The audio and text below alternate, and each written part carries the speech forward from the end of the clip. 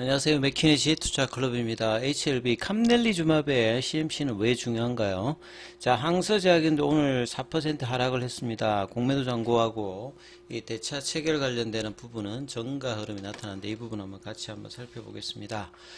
자, 3월달 레이트 사이클 리뷰 미팅에서 가장 중요한 게 이제 캄넬리주맙의 CMC 관련되는 부분이거든요. 그래서 이 CR레터, CMC 용어 자체가 굉장히 어렵기 때문에 이 부분 설명해 달라고 요청하신 분들이 많으셔서 다시 한번 좀 쉽게 한번 설명해 보겠습니다. 그래서 여러 사이트에 있는 바이오 포털에 있는 이제 CMC 관련되는 부분을 제가 한번 참고해서 한번 설명을 해 드리도록 하겠습니다. 자, 우리가 이제 신약 개발을 할 때 반드시 이제 규제기관의 어떤 승인을 받기 위해서는 임상을 해야 되죠. 이제 사람한테 약을 이제 처방을 해서 실질적으로 안전성과 효과를 임상 1상, 2상, 3상을 통해서 확인해야 이 허가를 받아서 이제 상용화를 할 수 있는 겁니다. 그러면 잘 생각해 보시면 임상에도 시작을 하려면 약이 있어야 되겠죠. 그게 저분자 합물질이든 생물학적 제대든 임상에 필요한 약물이 일단은 있어야 되기 때문에 임상 관련되는 이제 디자인을 할 때 가장 중요한 게 CMC 파트입니다. 네, 그러니까 같이 간다라고 보시면 되겠죠. 근데 임상 시험 관련되는 부분에서 이제 임상 약이 있어야 시작되는 거니까 어디에선가는 이 임상 약을 만들어야 되는 거죠. 그래서 이 만드는 부서가 CMC 부서입니다. 그래서 신약 개발에서 임상이 잘 진행되기 위해서는 CMC 부서와 긴밀한 이 관계가 중요하기 때문에 각 이제 항서제약 같은 경우도 이제 이 CMC 부서가 따로 이렇게 있거든요. 근데 이제 중소 업체들 같은 경우에는 이런 또 CMC 부서 자체가 좀 힘들기 때문에 상업화하기 전에 먼저 임상용 약 관련되는 부분을 만들어야 되기 때문에 이걸 이제 외주로 하는 이제 회사들이 대부분 이제 CMO죠. 그 CMO에다가 위탁해 가지고 준비하는 게 걸레 추세입니다. 그러니까 과거에 이제 위암 관련되어서 리보세라님이 그 임상을 진행할 때 누군가는 리보세라님이 있어야 되잖아요. 만들어주는 거. 그게 이제 카나다의 판테온입니다. 예, 위암 관련되는 부분에서는. 근데 간암 관련되는 부분은 잘 생각해 보시면 병용이죠. 단독이 아니고 캄넬리주맙과 리보세란이 병용이다 보니까 이제 중국의 항서제약은 이제 리보세라님을 이미 2014년부터 상용화해서 이제 생산을 해서 하고 있었고, 이 캄넬리주맙 같은 경우는 중국에서는 허가를 받아서 팔리고 있으니까 이제 그 제품을 글로벌 임상을 통해 가지고 미국 쪽에 허가를 받기 때문에 그 생산 시설은 항서제약에 다 있는 거라고 보시면 되겠죠. 그래서 이 간암 관련되는 부분에서 이 CMC는 항서제약 관련되는 사이트에서 진행되는 거라고 이렇게 이해를 하시면 되겠죠. 예. 그래서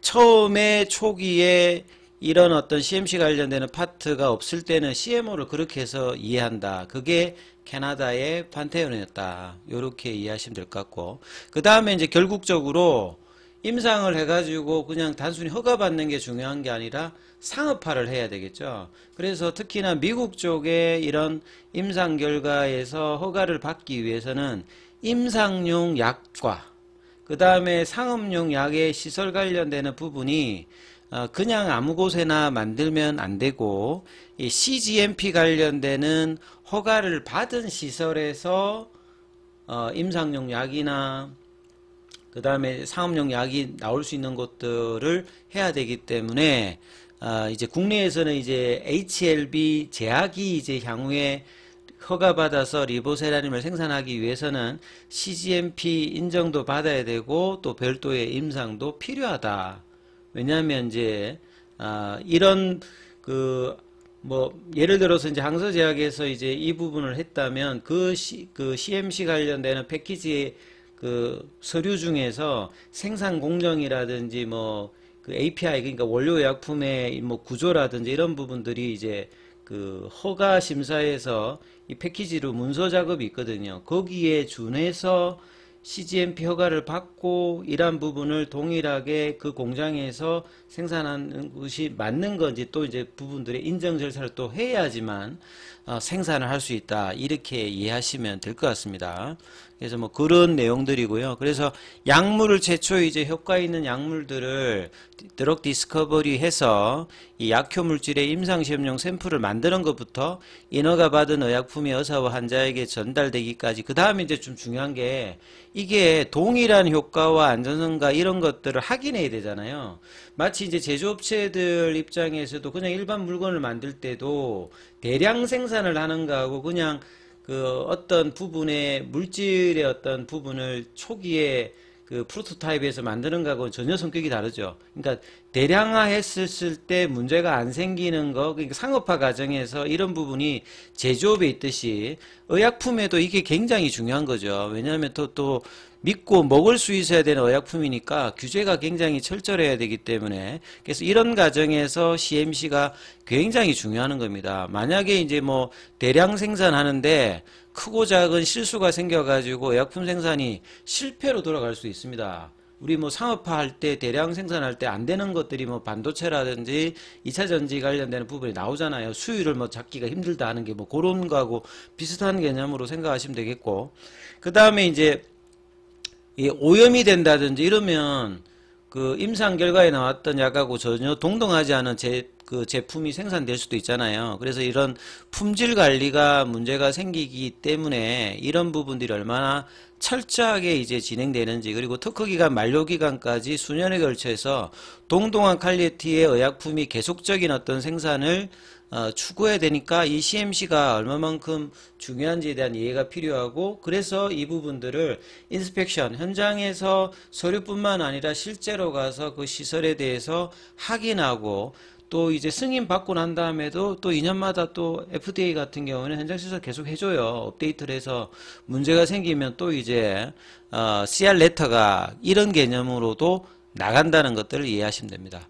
그래서 이제 좀 이해가 되셨으면 CMC가 왜 중요한지를 아실 거고, 케미스트리 같은 경우에는 이제 뭐 저분자 합물질, 그 다음에 제조 관련되는 부분이 임상용 제품과 그 다음에 대량 생산해서 상업화했을 때 이 과정, 본래 이제 원료의약품 관련되는 DS, 뭐 API라고도 하죠. 그 다음에 완제의약품 DP, 이거를 이제 공정개발하는 어떤 부분과 품질관리, 이 부분들을 담당하는 게 이제 CMC라는 거죠. 그래서 원료 완제의약품을 만드는 이 공정개발, 그러니까 이런 부분들이 이제 도큐멘터 형태로, 패키지 형태로 이제 먼저 가서 리뷰를 하는데, 그러면 다른 어떤 사이트에서 이런 부분을 생산할 때는 이제 이런 것들을 기반해 가지고 또 이제 하는 거겠죠. 그 다음에 품질 관리, 앞서 말씀드렸듯이 대량 생산할 때 이 부분이, 그러니까 뭐 프로세스 밸리데이션을 합니다.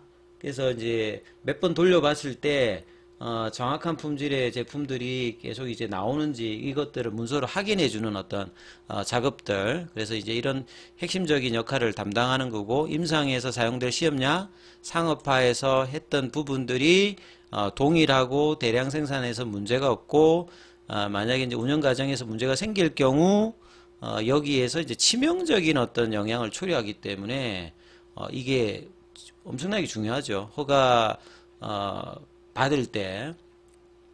그래서 특히나 이제 저분자 합물질 형태는 프로세스가 이제 바이오 의약품에 대비해서는 조금 이제 작은 형태인데, 합성 의약품에 대비해서 생물학적 제재 같은 경우에는 생산 과정도 좀 오래 걸리고요.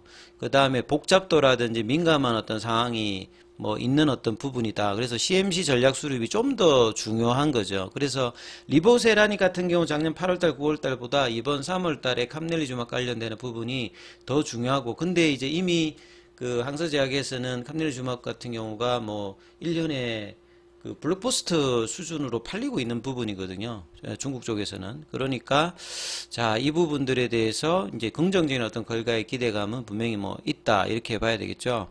그래서 CMC 개발과 뭐 이런 부분들 소통하는 과정, 이게 이제 중요한지는 아실 거고, 그래서 미국에서도 이 CMC 관련되는 부분이 굉장히 중요하고, 그 다음에 이제 2000년도부터 2012년도까지 뭐 과거 자료입니다. FDA 신약 허가 신청 이후에서 50%가 반려되었는데 그 중에서 CMC 관련된 오류가 11%다. 뭐 그 뒤에 데이터를 봐도 최근까지 보게 되면 CMC 때문에 CR 레터가 나오는 경우가 거의 CR 레터가 나오는 경우가 거의 한 40%인데 그 중에 거의 한 절반 정도가 요런 어떤 이제 뭐 그 CR 레터 중에서 CMC 관련되는 부분이 굉장히 많습니다. 뭐 그 다음에 뭐 라벨링이라든지 본래 이제 임상 관련해서 이제 유효성이라든지 안전성 여기에서도 문제가 생길 수가 있고 이런 부분이기 때문에 CMC 문제로 서류가 다시 제출되도록 요구받는 요게 이제 CR 레터라고 했잖아요. CR 레터. CR 레터가 나오면 보통 이제 상업화 관련해서 한 1년 정도 이렇게 연기가 되거든요. 이거는 이제 반려가 아니라 이거 이렇게 좀 수정해서 다시 제출해서 심사를 받아라 뭐 요런 내용이기 때문에 그래서 CMC에서 문제가 없어야 되는 것이 허가뿐만 아니라 이후에 이제 상업화 관련되는 부분에서도 굉장히 중요하고 그래서 바이오약품 과정이 저분자 합물질 형태보다 과정이 더 많죠. 뭐 세포주 개발하고 확장하고 이제 배양하고 수확하고 이제 이제 정제를 하고 그 다음에 이제 불순물 관련되는 부분을 제거하고 또 파일링하고 또 피니싱하고 패키징하고 저장하고 뭐 안전성 관련 테스트하고 그러니까 이게 저분자 합물질 형태가 완전히 다릅니다. 그래서 캄넬리주막 관련되는 부분이 가장 뭐 큰 이슈다 이렇게 봐야 될 것 같고요. 그 다음에 작년 이제 12월 달에도 이게 이제 뭐 빅파마도 많이 나옵니다. 암젠 같은 경우에도 보시게 되면 12월 달에 CR 레터를 받았어요. 여기는 근데 자문위원 개최했을 때부터도 있었는데 최종 결론도 이 CR 레터를 받아요. 그 다음에 이제 뭐 이 덴마크의 그 그래서 질랜드 쪽소 여기도 이제 CR 레터를 받고 그 다음에 12월 달에 머크도 받습니다. Complete Responsible Letter.